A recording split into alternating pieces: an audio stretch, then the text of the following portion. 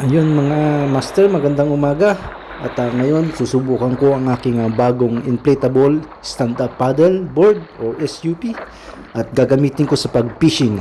Try natin at samahan niyo ako. Ito na nga mga master at maaga tayong kinagatan. At ano kayang isda to? At medyo malaki siya. Ayun, okay. Wow, sarap nitong pangsigang. At ingat ako sa paggamit ng gancho at baka magancho ko itong SUP, sigurado sisingaw.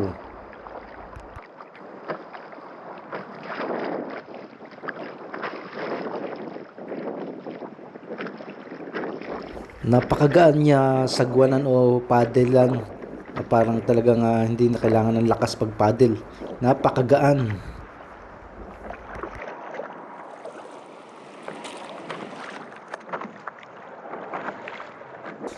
Eto na naman mga master, fish on na naman tayo. Medyo malaki na naman siya, malakas humila. Napapalaban na naman ang aking reel at rod. Ayos to, pang ihaw na naman.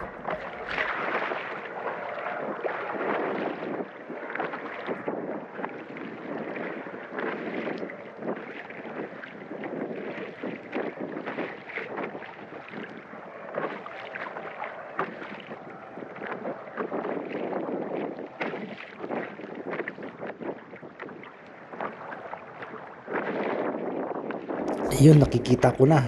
Talakitok mga master. Sarap nito. Panalo mga master. Ganda talaga ng spot dito pagka ganitong malamig na ang panahon. Daming isda.